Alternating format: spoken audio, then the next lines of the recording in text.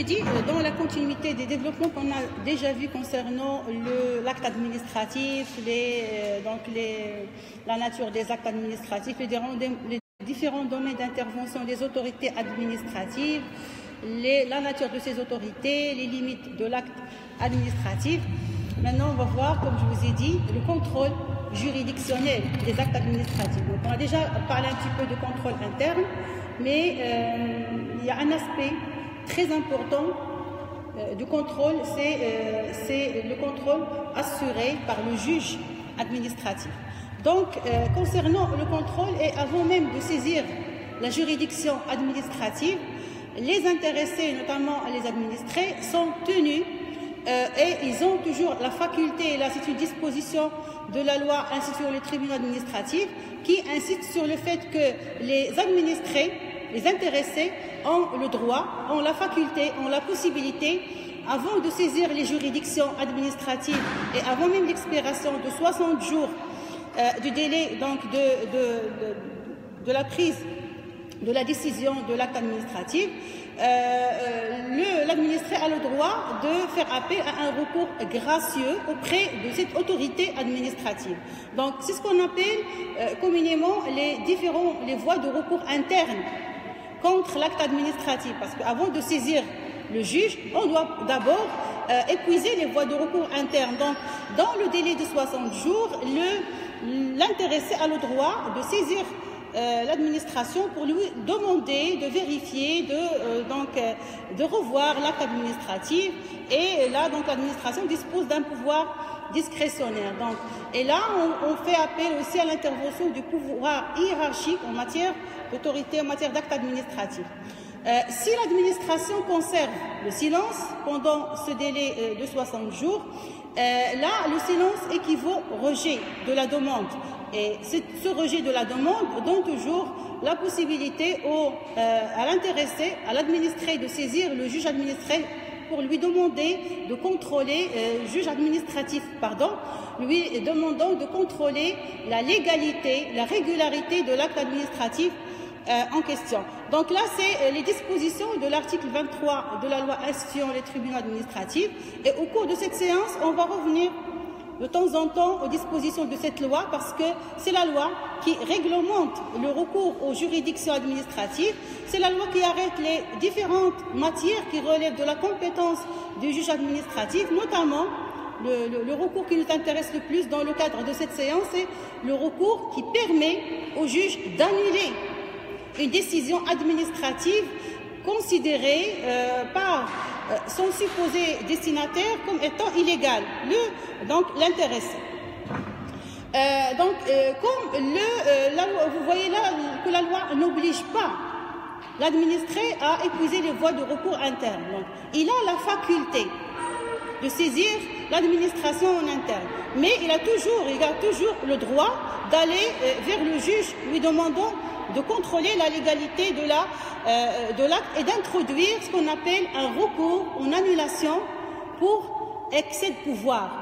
Donc, ce recours en annulation pour excès de pouvoir permet au juge si jamais il constate l'existence effective de l'illégalité de l'acte, de l'irrégularité concernant un des éléments de l'acte, il peut le rendre annulé, donc, et il peut l'annuler et il devient nul et non avenu.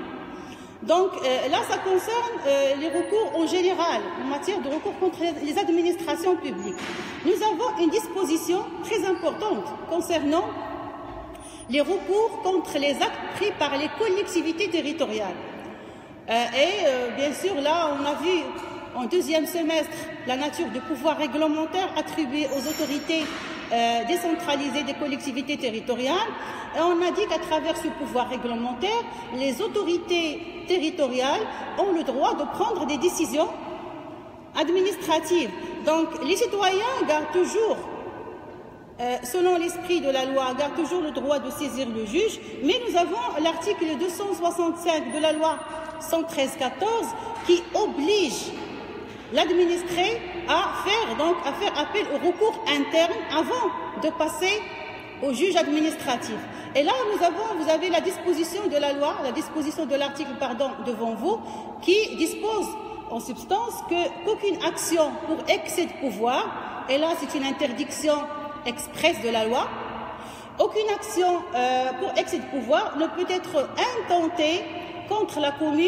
Là, vous avez justement là, ce qui concerne la commune, et là on peut généraliser la chose par rapport aux autres collectivités territoriales, contre les décisions de son organe exécutif, qui est le président du conseil communal, sous peine d'irrecevabilité de la part des juridictions compétentes, que si, donc c'est la condition, que si le demandeur a préalablement informé le président de la commune, donc il doit informer le président de la commune de son intention d'intenter un recours contre la dite décision, et adresser par la suite au gouverneur de la préfecture ou de la province ou son intermédiaire qui est chargé de ce genre d'affaires un mémoire exposant l'objet et les motifs de sa réclamation. Donc là, vous voyez que c'est un recours obligatoire contre les décisions prises par les exécutifs des autorités, les exécutifs des collectivités territoriales. Et là, il a le droit de demander un récépissé qui lui est délivré immédiatement au demandeur, sont exclus de cette condition, bien sûr, l'application de cette disposition et les recours en référé, ça veut dire les recours faits en urgence devant le juge administratif. Donc un recours en référé, c'est un recours qui demande au juge d'intervenir en urgence. Et en matière d'actes administratifs, le recours en référé, ça concerne surtout les cas où l'application ou l'exécution de l'acte administratif va générer des conséquences graves pour l'administré, notamment les cas de la voie de fait. Donc là, le juge peut intervenir en référé et cette procédure obligatoire n'est pas exigée. Donc voilà, on présume que l'administré il a épuisé les voies et donc de recours, il a demandé l'intervention de l'administration, mais l'administration maintient sa position. Il garde toujours le droit d'aller vers le juge administratif en application des dispositions de la loi instituant les tribunaux administratifs, notamment les dispositions qui concernent les recours, le contentieux de l'excès de pouvoir ou bien les recours en annulation pour excès de pouvoir.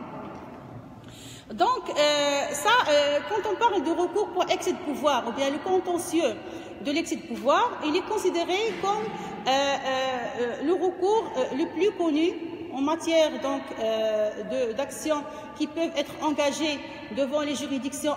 Là, quand on parle de la légalité d'une décision administrative, on fait référence au principe qu'on a déjà étudié, le principe de la légalité qui conditionne même l'action de l'administration. On va voir que le juge administratif joue un rôle fondamental en la matière.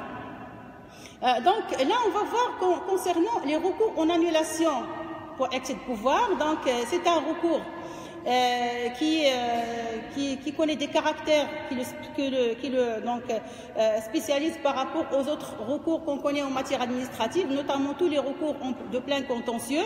D'abord, on dit que c'est un recours d'utilité publique, c'est un recours qui vise l'annulation, et on va voir les implications, et c'est un recours qui n'est pas suspensif. Un recours non suspensif dans la mesure où il ne permet pas la suspension de l'exécution. On va voir qu'il y a des... Lui, le recours pour excès de pouvoir est un recours qui vise le respect de la légalité de l'administration en général, et cette légalité de l'acte administratif doit être conçue comme étant un principe qui vise l'intérêt général. Donc c'est dans l'intérêt général que les actes pris par l'administration doivent être conformes à la loi et au droit. C'est pour cela qu'on dit généralement c'est un principe général, c'est un principe d'utilité publique qui doit être exercé, assuré de la façon donc de permettre la protection des droits des administrés contre les abus de l'administration. Vous m'entendez pas?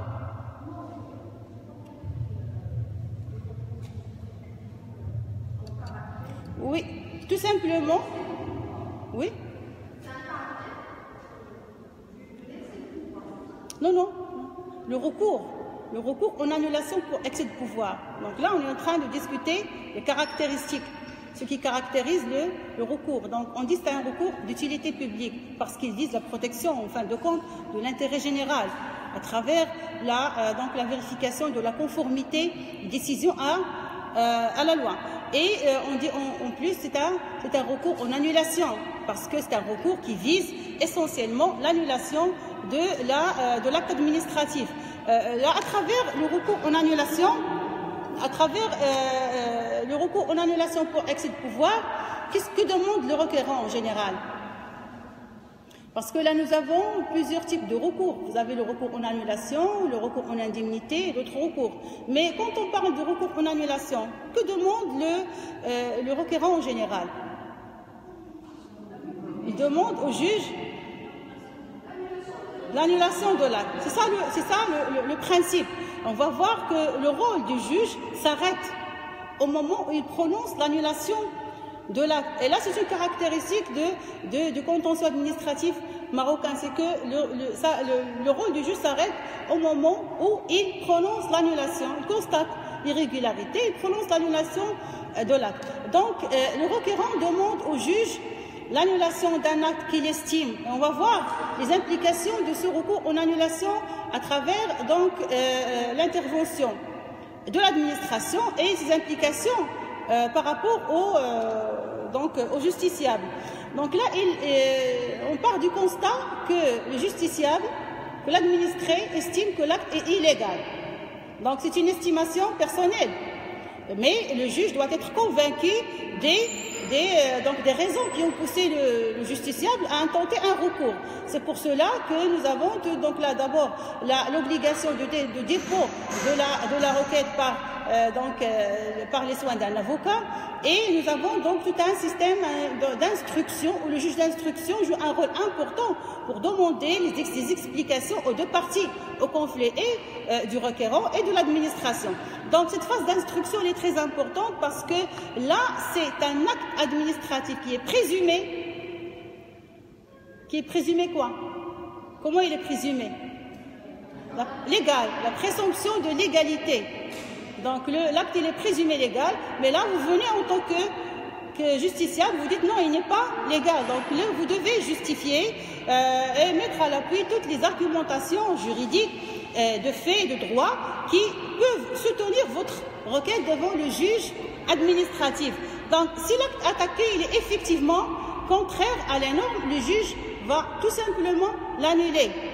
Et dans le cas des jugements rendus par les juridictions administratives, le juge précise dans le dispositif du jugement que l'acte est annulé, ou bien l'acte est nul et non avenu. Donc c'est des expressions qui sont bien connues dans le cadre des jugements. Mais le juge, avant d'annuler, il doit justifier aussi les argumentations juridiques qui lui ont poussé à considérer que cet acte est entaché d'illégalité. Et on va voir qu'il y a plusieurs situations où le juge peut reconnaître l'illégalité de l'acte. Ça peut toucher la forme comme ça peut toucher le fond de l'acte administratif. Donc là, en général, on dit que là, le juge n'a rien à faire après la décision d'annulation. Ça veut dire quoi, tout simplement?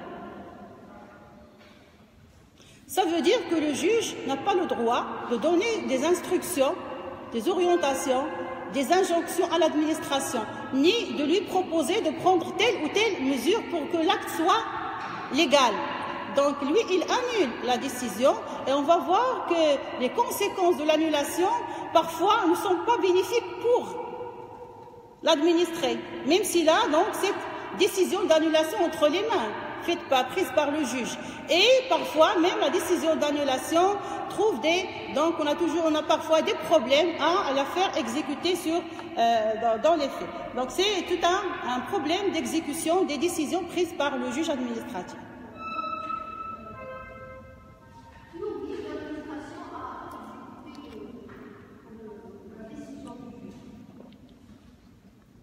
C'est le juge. À votre avis, comment peut-on obliger l'administration à respecter une décision prise par le juge? Aucune idée. Donc on va voir que la jurisprudence administrative marocaine, elle a développé, la jurisprudence administrative a développé donc tout un système, donc un ensemble de mesures, qui lui permettant de pousser l'administration à respecter ces décisions, notamment donc des sanctions comme le cas de l'astreinte par exemple contre l'administration, c'est le paiement du somme d'argent pour chaque jour de retard. Et là, il y a des mécanismes qui permettent à l'administration, au juge, d'influencer sur l'exécution, mais c'est pas toujours satisfaisant. Il y a des situations où l'administration soit elle garde le silence, soit maintient le refus, et on est toujours dans des difficultés de faire exécuter les décisions administratives. Mais on part toujours, comme disait Michel Rosset, on part toujours de la bonne volonté de l'administration pour respecter la force de la chose jugée, notamment les décisions prises en matière d'annulation. On va voir certaines situations où le juge, il a fait preuve d'investigation, de courage, même pour créer de nouveaux mécanismes permettant à contraindre l'administration à respecter la force de la chose jugée. Donc là, mais en principe, on dit que le recours en annulation, c'est un recours qui permet au juge d'annuler cette décision et non pas aller au-delà de l'annulation. Troisième caractéristique, c'est que c'est un recours non suspensif. Ça veut dire quoi, un recours non suspensif? Ça, on l'a déjà évoqué à maintes reprises. On dit que le recours en annulation pour excès de pouvoir, il n'est pas suspensif. Vous avez devant vous la réponse, il suffit de lire. Oui. Oui. Pourquoi vous avez changé de place? Je vois toujours devant moi. Non?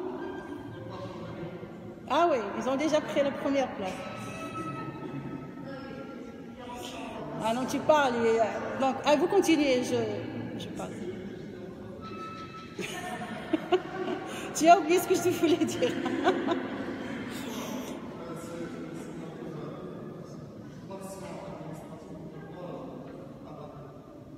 Oui, effectivement, c'est ça. Donc, on ne peut pas arrêter la continuité, si vous voulez, de l'action administrative qui n'est que la continuité du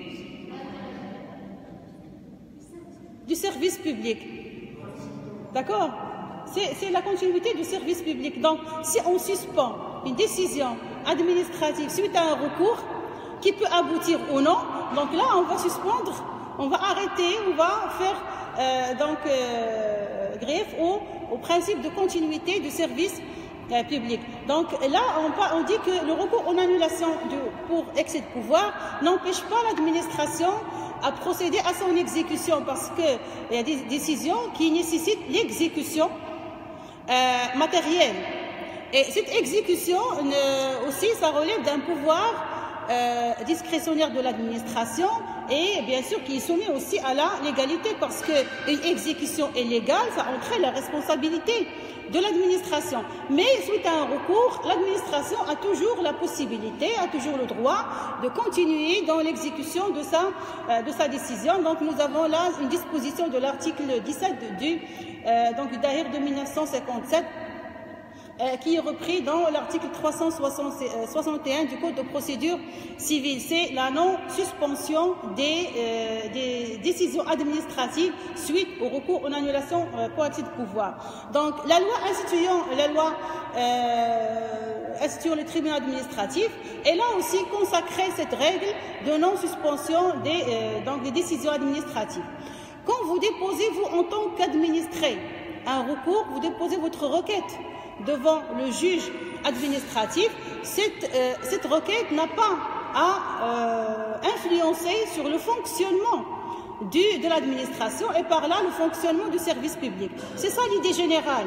Et c'est ce qui justifie le fait que l'administration continue dans l'exécution de cette décision jusqu'à ce que le juge intervienne pour annuler. Et c'est ce qui justifie le fait aussi que le recours en annulation se fait dans des délais bien déterminés. Donc des délais qui ne sont pas courts pour ne pas permettre des effets donc irréparables par la suite à l'exécution. Mais le juge, il a essayé de protéger beaucoup plus l'administré face à ce principe-là, le principe de la non-suspension des actes administratifs, en imaginant des cas exceptionnels dans lesquels le juge peut aller au-delà de ce principe et il peut ordonner la suspension de l'exécution des actes administratifs, et ce n'est que des exceptions. Nous avons là deux principales exceptions. La première, c'est le sursis à exécution. La deuxième exception, c'est la voie de fait. D'accord? Donc, concernant le premier cas, la première exception qui concerne le sursis à exécution.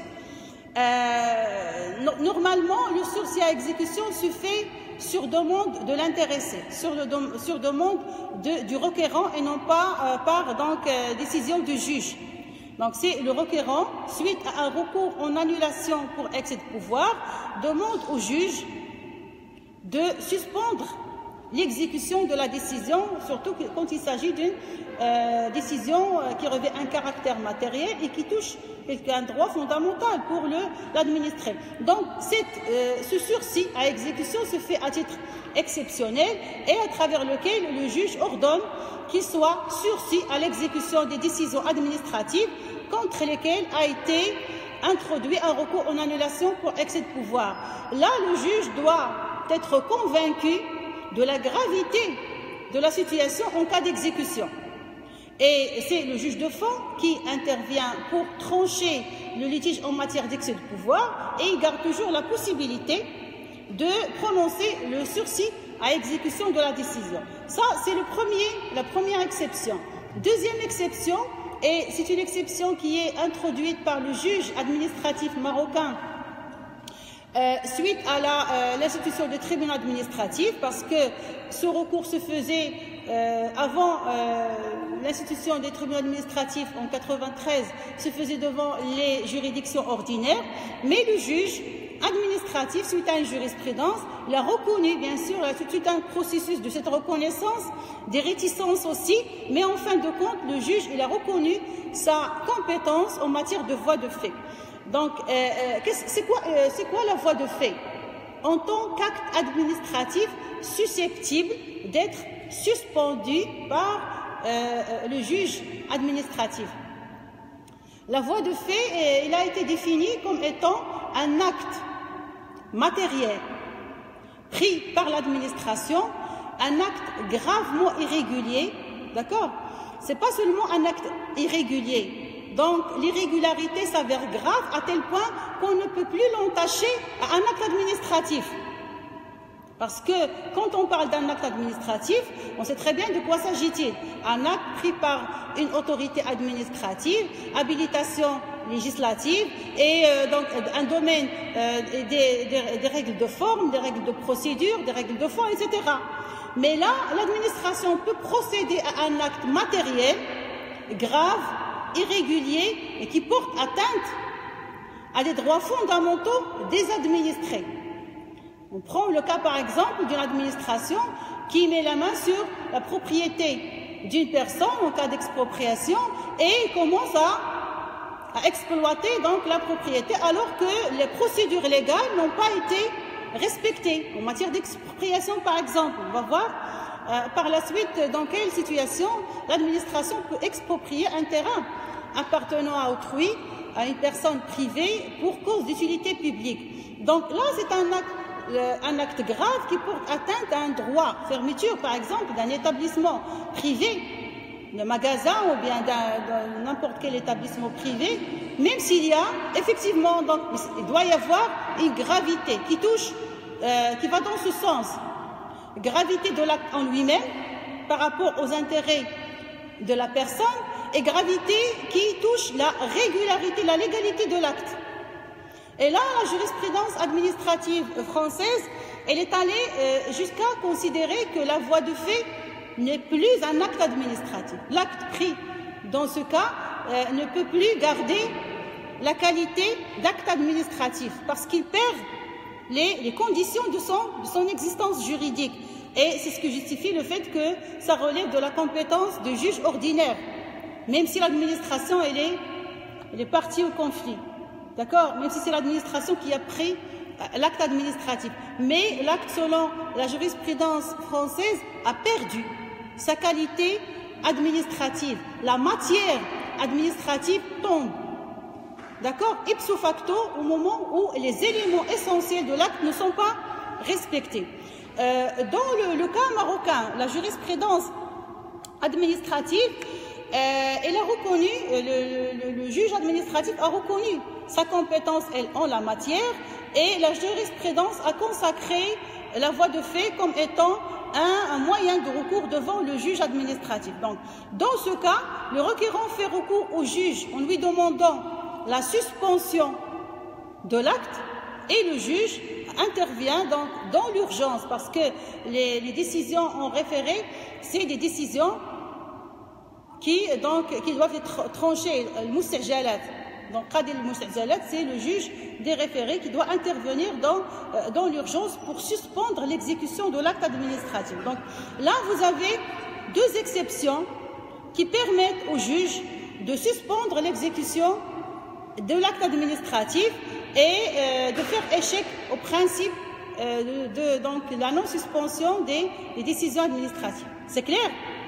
Donc, jusque-là, on a trois caractéristiques qui caractérisent le recours en annulation pour excès de pouvoir. Donc, l'utilité publique, le caractère non suspensif et le recours en annulation. C'est ce qui le caractérise. Oui.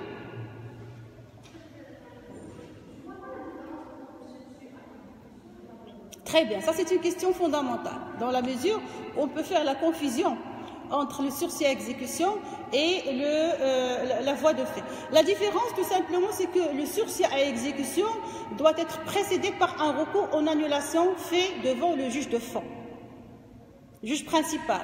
Alors que le sursis à exécution, c'est un recours qui se fait en urgence en référé devant le juge la voie de fait, qui se fait devant le juge des référés, et le juge des référés ne fait que prononcer la suspension de l'acte, alors que le requérant doit saisir le juge de fond pour trancher le recours en annulation pour excès de pouvoir. Donc là, vous voyez la différence entre les deux. Mais ce qui les ressemble, les deux possibilités, c'est que le juge, en fin de compte, va suspendre l'exécution de la décision, que ce soit en matière de sursis ou bien en matière de voie de fait. Maintenant, on va voir un élément aussi important concernant l'annulation des actes pris par l'administration par le juge administratif. C'est l'aspect qui concerne les cas d'ouverture du recours en annulation pour excès de pouvoir, ou bien les cas qui permettent aux justiciables d'intenter un recours en annulation contre un acte administratif. Dans quel cas, autrement dit, nous, en tant que citoyens, nous pouvons attaquer un acte administratif devant les juridictions? C'est ça la question. Donc, la jurisprudence, elle a donné donc un ensemble de situations qui permettent aux juges administratifs de vérifier la légalité de l'acte, parce que l'illégalité de l'acte peut revêtir plusieurs aspects. Donc, l'illégalité peut toucher la forme de l'acte, elle peut toucher la procédure de prise de l'acte, elle peut toucher le fond de l'acte. L'illégalité peut toucher aussi l'auteur de l'acte qui a pris l'acte. Donc là, nous avons plusieurs situations, plusieurs cas. Vous pouvez demander au juge d'intervenir pour constater l'existence d'un seul élément d'irrégularité de l'acte. Donc là, la jurisprudence est là, fait sortir tout un ensemble de situations, et la loi instituant les tribunaux administratifs les a systématisées dans un ensemble de dispositions qu'on va voir tout à l'heure. Donc là, quand on parle des voies de recours, ou bien les cas d'ouverture de recours en annulation pour excès de pouvoir, on fait référence aux vices, les différents vices qui peuvent atteindre les différents éléments de l'acte, comme je vous ai dit. Et là, on comprend ainsi que le juge, il est amené, face à un recours en annulation pour excès de pouvoir, à s'interroger sur la régularité des éléments de l'acte. Bien sûr, là, quand on demande un recours en annulation, on essaie d'orienter le juge vers un élément d'irrégularité. Par exemple, moi, je vais attaquer une décision administrative pour vice de compétence. Je vois que la personne qui a pris l'autorité qui a pris l'acte n'est pas compétente. C'est un élément. Ou bien il y a un vice de forme, il y a une violation de la loi. Ça dépend de ce que je demande moi au juge comme cas d'irrégularité. C'est à lui de vérifier l'existence ou non de ces éléments-là. Comme je vous ai dit, ces cas d'ouverture ont été dégagés de façon empirique par la jurisprudence, mais qui ont été, là je parle de la jurisprudence administrative française bien sûr, et qui ont été systématisés par la loi au Maroc. Donc là nous avons la loi 4190 instituant des tribunaux administratifs au Maroc, et nous avons au Maroc 7 tribunaux administratifs qui sont répartis selon l'ancienne carte régionale des 7 régions économiques. On a institué auprès de cette région un tribunal administratif. Donc, selon les dispositions de cette loi qui est toujours en vigueur, nous avons l'article 20 qui dispose, et là, cet article 20, il va donner les principaux éléments d'irrégularité, les principaux cas d'ouverture de recours en annulation pour excès de pouvoir. D'accord?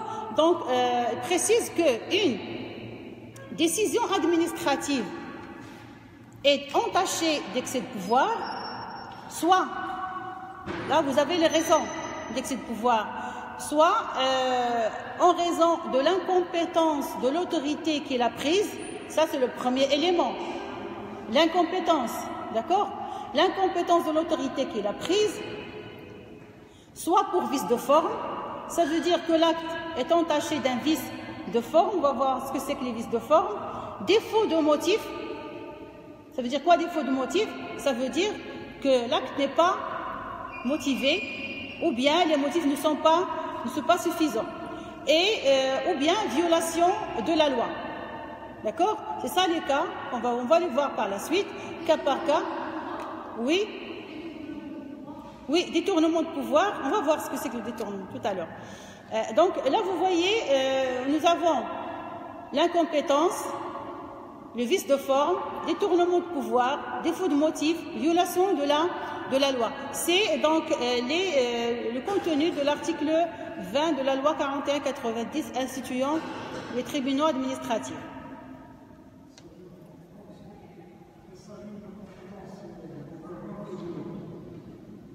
C'est des actes administratifs qu'on a toujours le droit de les attaquer devant les juridictions administratives. Ça reste des actes administratifs.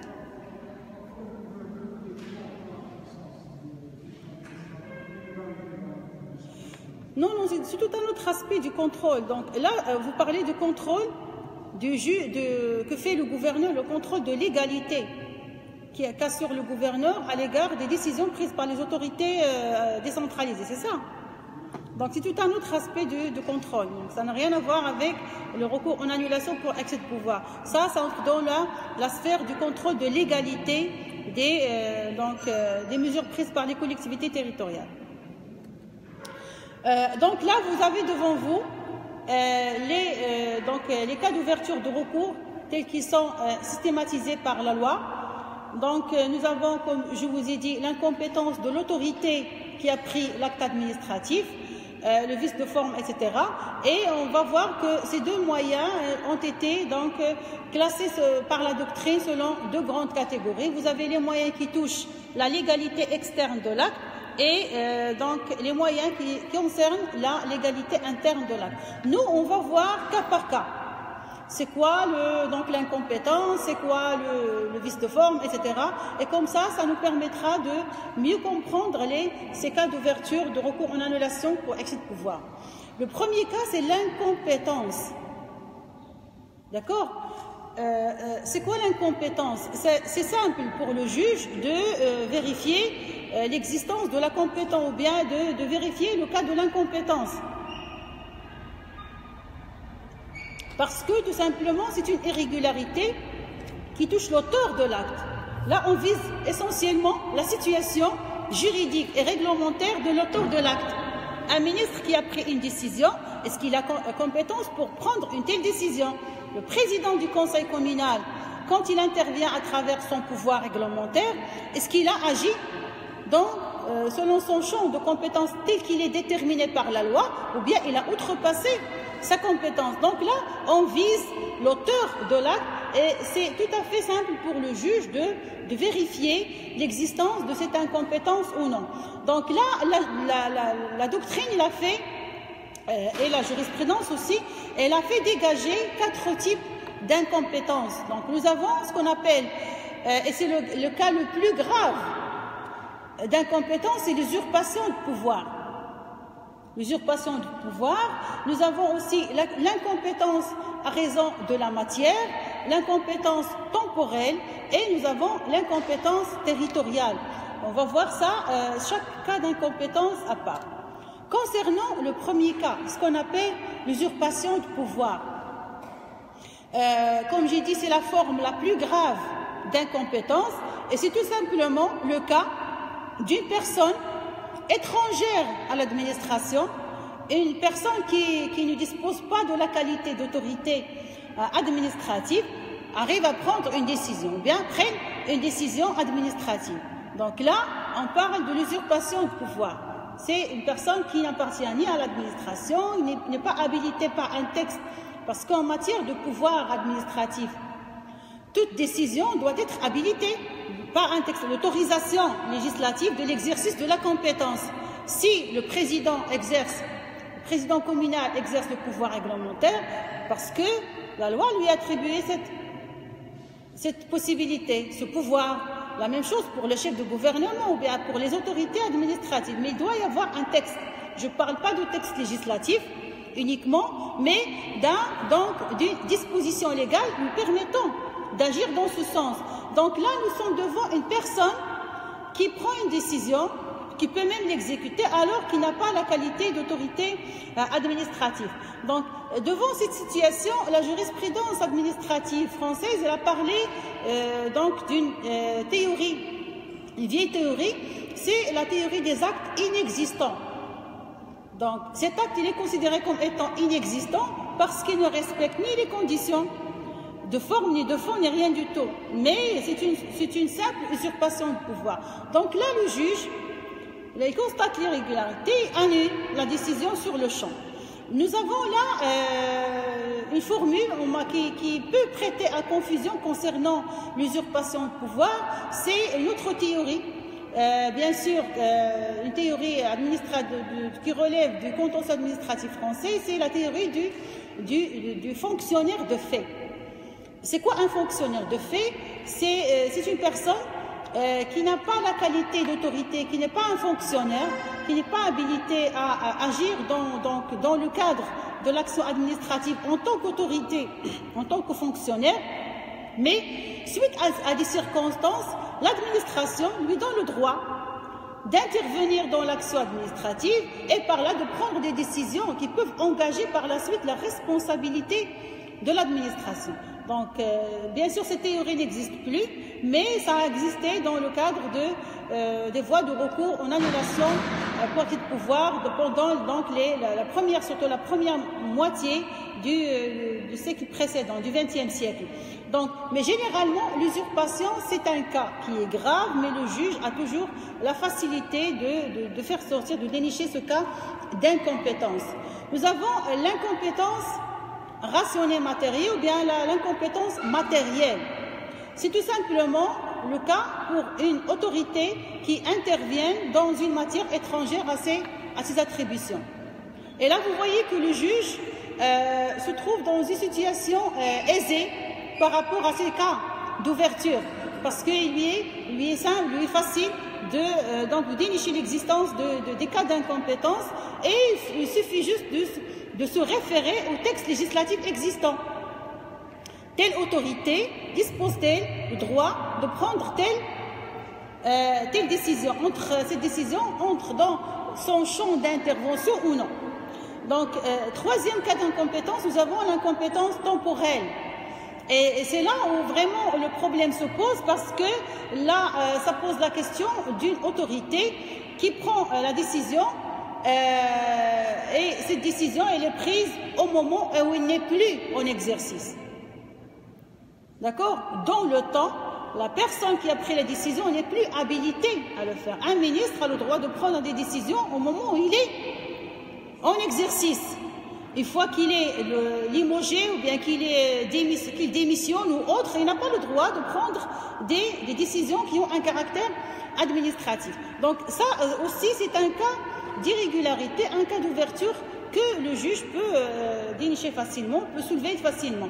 Et nous avons le dernier cas, c'est l'incompétence territoriale. Et cette incompétence territoriale, ça concerne essentiellement les autorités administratives territoriales. Parce que au niveau, par exemple, les décisions prises au niveau national, c'est très bien qu'il y a qui sont les autorités qui disposent du pouvoir réglementaire national. Le chef du gouvernement, par délégation les ministres, etc. Mais au niveau territorial, quand on évoque la question du pouvoir réglementaire, on dit que le président du conseil communal agit dans la sphère territoriale de sa commune.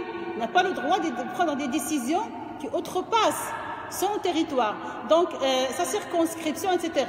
Donc ça concerne la gestion des affaires administratives, les affaires de la localité, de la collectivité, comme ça peut concerner les décisions prises, les actes administratifs unilatéraux pris dans ce sens.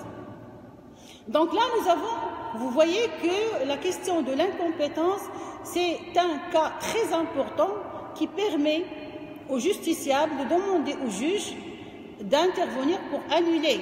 Et le juge vérifie ces 4 cas d'incompétence. S'agit-il d'une usurpation de pouvoir? S'agit-il d'une incompétence matérielle qui concerne les compétences de l'autorité, d'une incompétence territoriale ou bien temporelle? Et là, vous voyez que le juge dispose d'un pouvoir important, mais il a sous les mains des textes juridiques importants qui l'appuient. Donc là, l'effort juridictionnel, l'effort jurisprudentiel n'est pas tellement important. Parce qu'en matière de gestion, en matière de droit administratif, nous avons des domaines qui sont bien codifiés.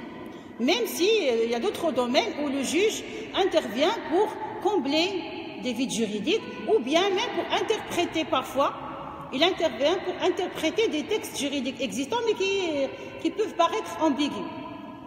D'accord? Donc là, ça concerne le premier cas d'ouverture, c'est l'incompétence. Deuxième cas d'ouverture des recours en annulation pour excès de pouvoir, ça concerne les vices de forme. Et là, quand on dit les vices de forme, ça veut dire des vices qui touchent la forme de l'acte. Et nous avons 2 types de vices de forme. Il y a les vices légers, d'accord, les défauts légers de l'acte, que le juge ne peut ne pas prendre en considération pour l'annuler, ne sont pas tellement consistants, mais il y a des vices de forme qui sont importants. On peut prendre le cas de la signature, le nom de l'autorité, la date ou autre chose, et qui sont importants, la motivation aussi. On va voir plus tard donc la motivation qui peut aussi toucher l'acte administratif. C'est quoi les vices de forme? Tout simplement, c'est l'omission ou l'accomplissement incomplet des formalités auxquelles un acte administratif est soumis. Comme vous savez, un acte administratif, il est soumis à des formalités bien précises, donc, soit des formalités qui sont précisées dans des textes juridiques, ou bien des formalités qui relèvent de la pratique administrative ou même de la jurisprudence. Mais nous avons des formalités bien claires que le juge reconnaît comme étant des formalités obligatoires. Donc, s'il y a omission, et là on va voir que cette question, surtout c'est la question des vices de forme, aura des implications plus tard, même après l'annulation de l'acte administratif, qui a des implications peut-être parfois malheureuses pour le justiciable. Même s'il obtient l'annulation, on va voir que ces vices peuvent être redressés après par l'administration, qui garde toujours le droit de maintenir la même décision de refus, par exemple. Donc, nous avons une réglementation au Maroc. Nous n'avons pas vraiment cette réglementation bien précise, un code qui arrête les différentes formalités de l'acte administratif, mais nous avons aussi quand même une réglementation éparpillée, des textes éparpillés. Il y a des cas qui sont consacrés par la jurisprudence en matière de forme de l'acte, et l'administration, le juge surtout, essaye de rassurer les administrés à travers la vérification de ces formalités. Quand il s'agit de vices de forme graves, là, le juge annule l'acte administratif. Quand on parle de la décision d'annulation d'un acte administratif, on peut présumer deux possibilités, donc deux implications. La première, c'est une invitation de la part du juge à l'administration de revoir sa décision, tout en prenant en considération les motifs juridiques qui ont poussé le juge à annuler la décision. Donc là, l'administration, elle peut revoir la décision sur la base des défauts qui sont déjà dénichés par le juge. Et la deuxième considération, c'est le fait de faire disparaître définitivement l'acte administratif et donner privilège, donner droit à l'administré. Mais l'administration reste toujours dans une situation de choix par rapport à l'acte, et c'est tout à fait inhérent à la nature de l'acte en question. Donc on travaille sur l'espèce et on ne peut pas généraliser. Donc on travaille sur l'acte en question et on vérifie s'il va être annulé définitivement ou bien on va être rectifié ou autre situation. Ça, on va le voir quand on va discuter les effets de l'annulation à l'égard des deux parties au conflit. Donc, troisième cas, c'est le détournement de pouvoir.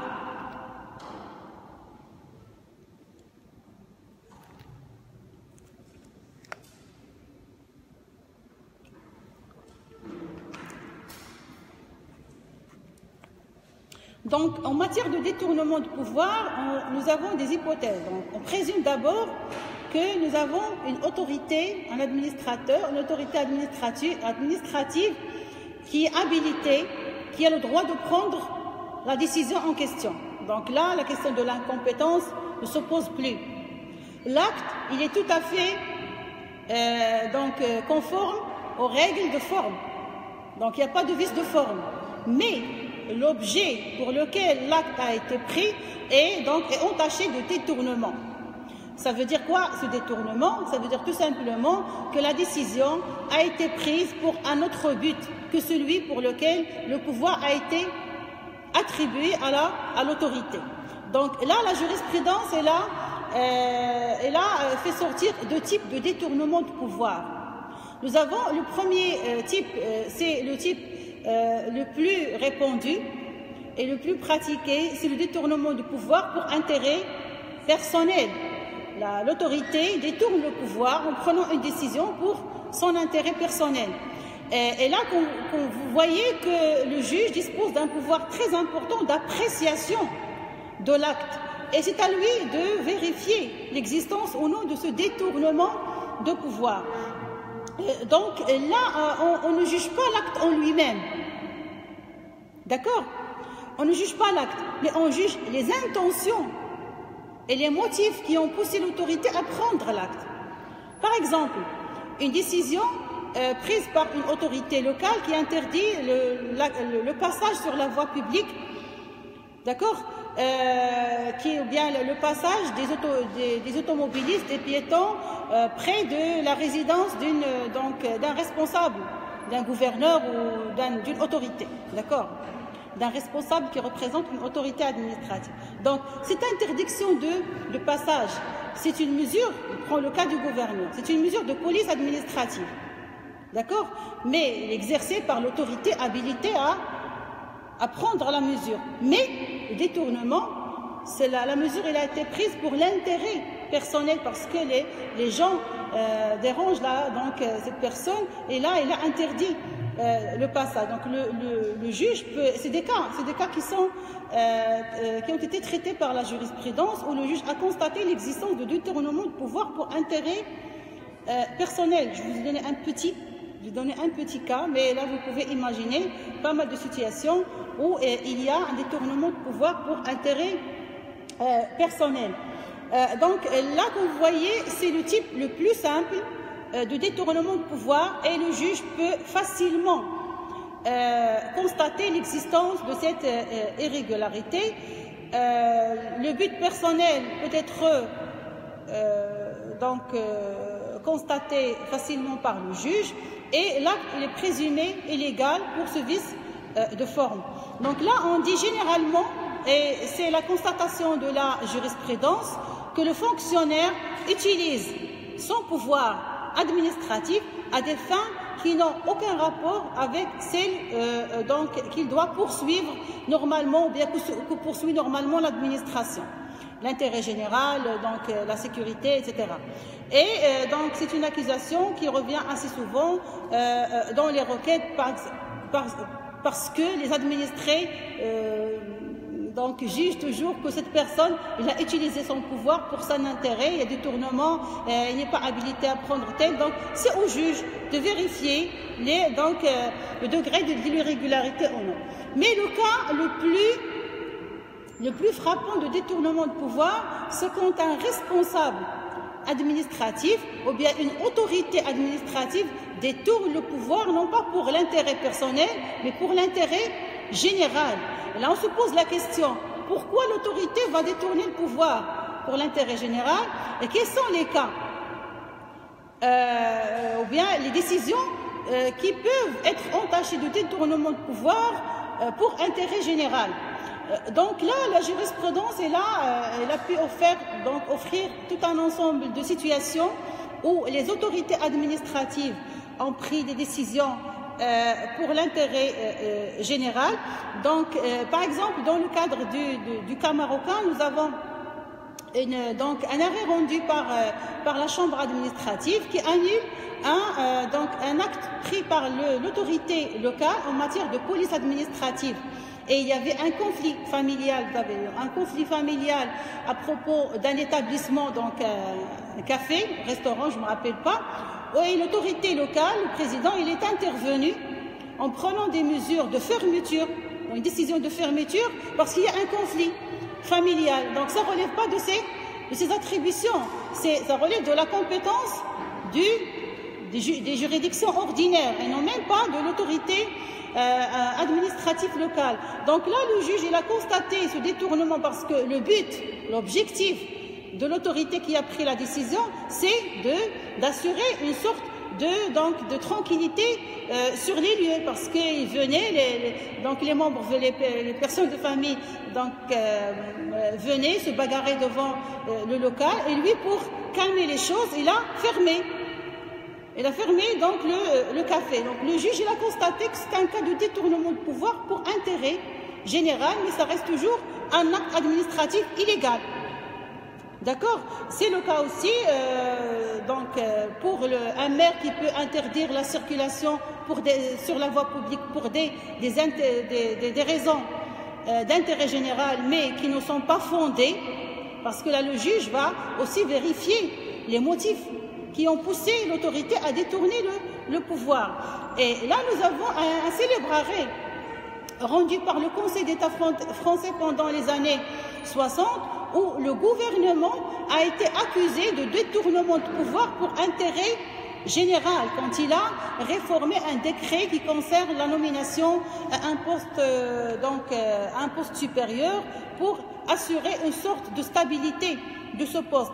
Donc, tout un gouvernement a été attaqué pour détournement de pouvoir pour intérêt général, parce que on peut pas, les membres de gouvernement ne peuvent pas détourner le pouvoir pour intérêt personnel, parce que c'est un ensemble de ministères. Mais le détournement pour intérêt général a existé. Donc là, vous voyez que la justification de l'annulation pour ce motif-là, le détournement de pouvoir, nécessite un grand effort d'investigation, d'analyse de la part du juge pour constater l'existence ou non de l'irrégularité. C'est clair? J'avance. S'il y a quelque chose, vous m'arrêtez.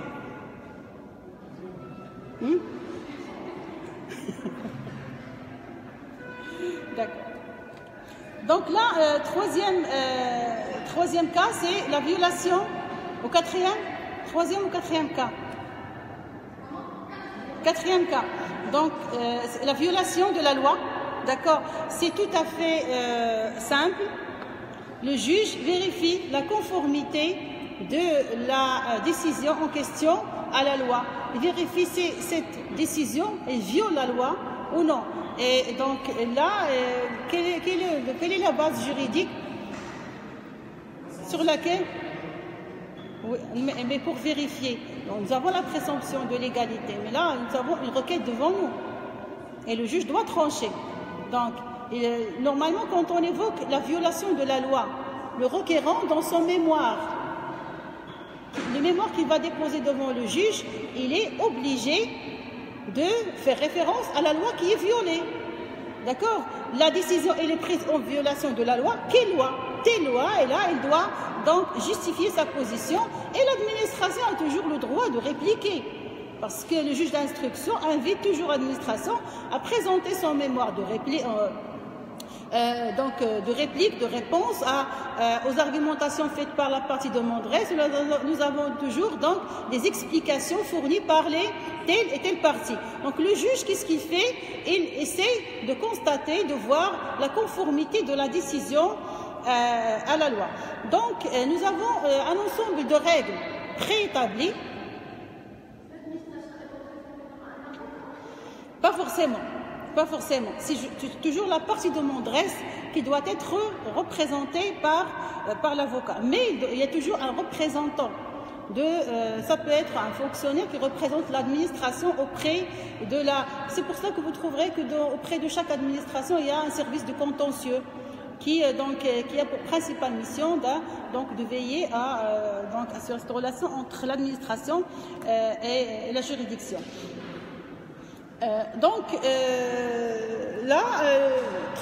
Quatrième cas ou bien cinquième cas, c'est le défaut de motif. C'est quoi le défaut de motif? C'est le fait de se trouver, nous en tant qu'administrés, devant une décision de refus, une décision individuelle qui n'est pas motivée. Surtout une décision de refus par exemple. Et qui n'est pas motivé. Ça veut dire que l'administration vous refuse un droit, vous refuse une demande, mais elle ne motive pas donc sa décision de refus et n'argumente pas. Et donc et là, vous êtes toujours dans l'embarras, vous demandez pourquoi donc l'administration elle a refusé. Donc si le juge constate qu'il y a défaut de motif, soit absence, soit manque, ou bien des motifs qui ne sont pas vraiment consolidés, donc convaincants, là, il a le droit de vérifier ce cas d'ouverture de recours en annulation pour excès de pouvoir. Donc là, les organismes publics sont tenus sous peine d'illégalité de motiver. Et là, nous avons au Maroc une loi, la loi numéro 0301, relative à l'obligation de la motivation des décisions administratives. Donc c'est une loi qui oblige les autorités administratives de motiver les décisions prises et de justifier le pourquoi de la prise de décision, surtout s'il s'agit de décisions défavorables pour les citoyens, pour les demandeurs, pour les intéressés si on veut dire. Donc les organismes publics, quand on parle des organismes publics, ça veut dire toute administration publique, toute autorité publique a le droit de produire des décisions administratives.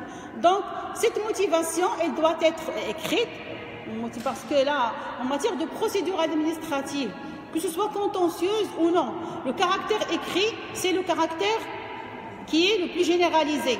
Par exemple, en matière de procès, on parle de la procédure, elle est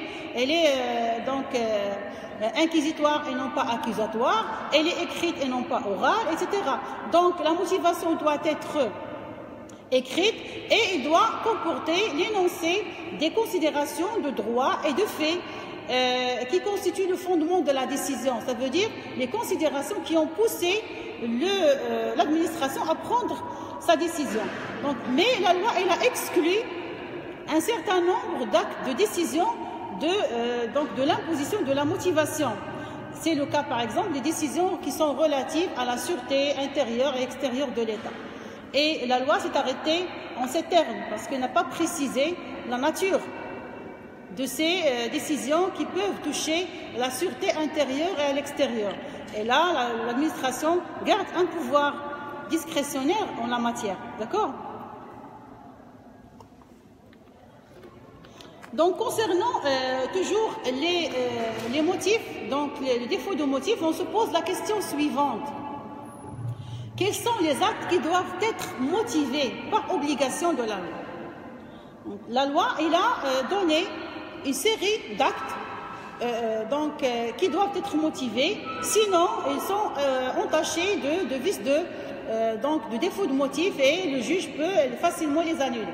Donc nous avons première catégorie, c'est les décisions liées à l'exercice des libertés publiques ou celles présentant un caractère de police administrative. On a déjà travaillé sur la police administrative et là, l'administration, l'autorité a l'obligation de motiver ces décisions de police. D'accord? Deuxième catégorie, c'est les décisions qui subordonnent à des conditions restrictives particulières l'octroi d'une autorisation. Par exemple, vous avez demandé une autorisation, mais cette autorisation elle est soumise à des conditions restrictives. Donc, pas n'importe qui peut demander. D'accord? Donc vous demandez une attestation ou tout autre document administratif ou impose des suggestions non prévues par la loi ou le règlement. Donc vous demandez une autorisation et cette demande elle est donc assujettie à des réglementations qui ne sont pas prévues dans la loi, mais qui sont prévues dans d'autres dans d'autres documents qui ont un caractère aussi juridique. Donc là, l'administration est obligée de motiver ses décisions. Par exemple, on prend l'accès à certaines fonctions. L'interdiction, à un moment donné, était faite pour les filles d'accéder à certains postes dans le cadre de la fonction publique. Auparavant, les filles ne pouvaient pas postuler pour les concours des agents d'autorité, de police, etc. Mais il y a des restrictions qui sont toujours en cours et l'administration doit justifier par des motivations convaincantes. Les décisions qui retirent ou abrogent une décision créatrice des droits. Donc, vous avez un droit acquis, vous trouvez devant une décision qui vous retire ce droit. Donc, la décision doit être motivée pour que le juge soit convaincu de la justesse et de la légalité de la décision prise. Et vous avez en dernier cas les décisions administratives qui refusent un avantage dont l'attribution constitue un droit pour les personnes remplissant les conditions pour l'obtenir. Donc, vous demandez un avantage, vous remplissez la condition ou bien les conditions pour l'octroi de cet avantage, mais on vous le refuse. Donc cette décision doit être motivée. Donc là, vous voyez en général, bien sûr, c'est des cadres généraux d'intervention de l'acte administratif, mais vous voyez que c'est des cas qui renvoient à des droits, des cas de refus, ou bien donc qui renvoient à des droits fondamentaux, des droits qui touchent directement les individus. Donc là, l'administration, elle est obligée de les motiver. Maintenant, on a fini avec les cas d'ouverture. Si on veut faire une petite récapitulation concernant les cas d'ouverture, qui peut me les rappeler?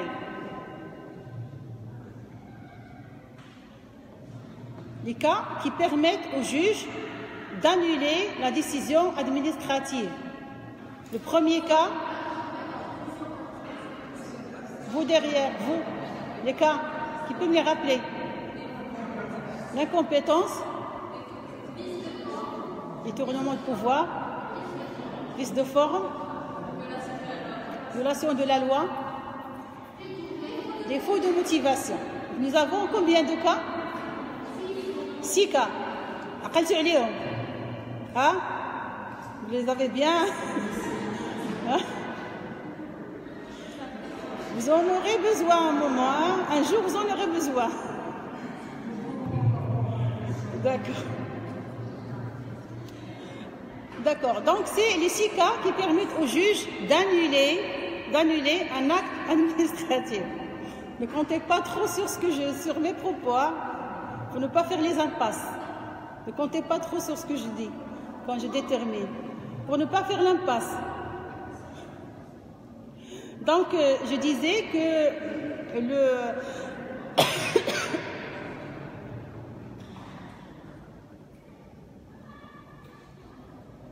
Donc, après avoir étudié les voies de recours, les cas d'ouverture de recours en annulation, on va voir les effets, d'accord, de l'annulation de l'acte à l'égard de l'administration et à l'égard de l'administré. Premièrement, donc c'est ça la question, quels sont les effets de l'annulation de l'acte administratif? Donc là, nous avons deux parties au conflit. Il y a la partie demanderesse qui est la partie demanderesse. Voilà, l'intéressé, l'administré, la partie défenderesse, c'est donc l'administration. Concernant donc les effets, le premier, nous avons deux effets majeurs. Le premier effet consiste d'entraîner la disparition rétroactive de l'acte. Une disparition rétroactive, ça veut dire une disparition qui touche aussi les effets de l'acte. Et l'administré, l'intéressé est tenu de revenir à la situation antérieure comme si l'acte n'a jamais existé. D'accord? Je vous donne toujours le cas du fonctionnaire révoqué. Donc un fonctionnaire qui est révoqué de sa fonction de façon abusive, quand le juge constate l'existence de l'irrégularité et annule la décision, normalement le fonctionnaire est tenu de récupérer son poste à effet rétroactif, comme s'il n'a jamais été révoqué de sa fonction. Ça veut dire, même pour la jurisprudence est allée jusqu'à prononcer la récupération même des avantages professionnels, c'était chef de service ou autres. Et il a le droit de demander un recours en indemnité. Et là, nous avons deux types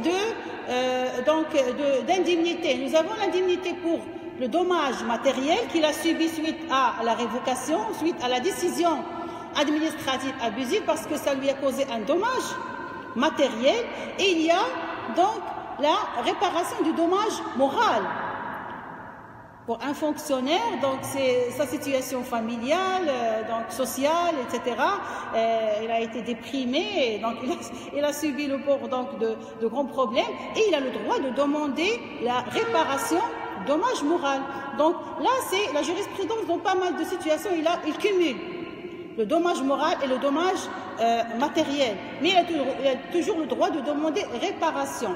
Donc là, dans le premier cas, on demande au juge, le juge, quand il annule, donc c'est l'effet rétroactif qui est évoqué, et la décision doit être, donc les effets doivent être anéantis comme si elle n'a jamais existé.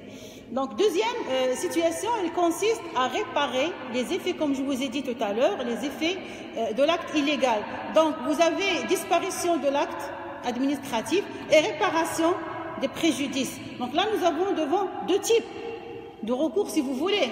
J'ai obtenu l'annulation de l'acte, une annulation juridictionnelle faite par le juge. J'ai le droit de demander, d'intenter un autre recours, de demander la réparation de dommages matériels que j'ai subis.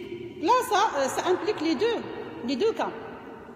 Donc, pour le requérant, et c'est ce que j'ai dit tout à l'heure, concernant la situation du requérant face à un recours en annulation pour excès de pouvoir qui aboutit.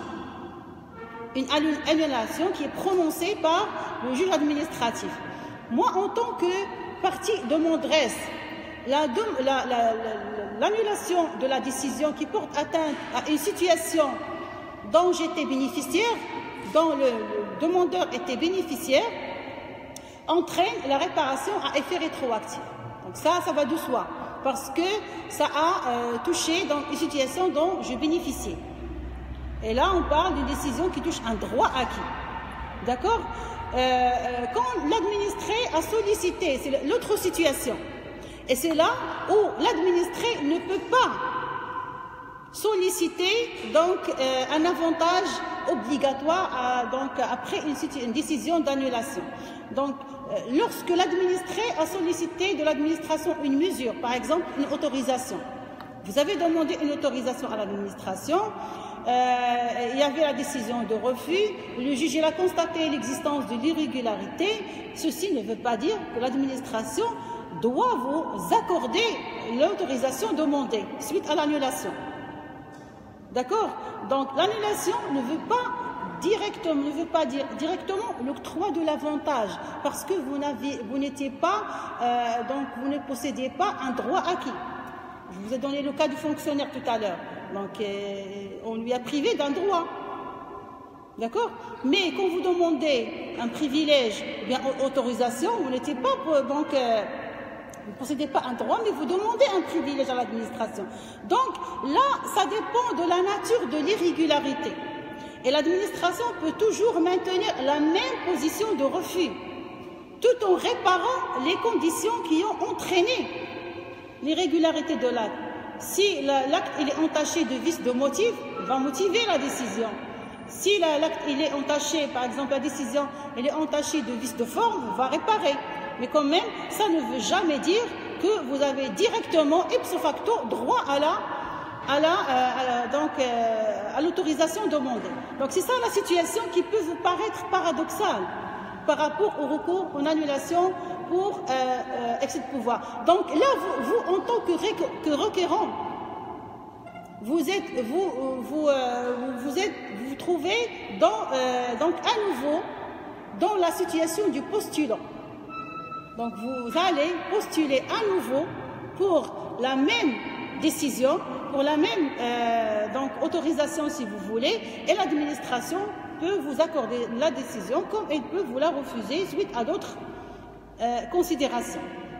Donc c'est ça la situation paradoxale qui met donc le justiciable dans une situation embarrassante par rapport aux décisions prises par l'administration. Pour l'administration, nous avons deux situations. La première, c'est que l'administration, face à une décision annulée, comme on dit, elle est considérée comme étant nulle et non avenue. C'est comme si elle n'a jamais existé. Donc, l'administration ne peut plus évoquer l'acte annulé, elle ne peut plus, donc il disparaît. Et donc, comme je vous ai dit, il est censé n'avoir jamais existé. Par ailleurs, l'administration a l'obligation de remettre les choses en l'état.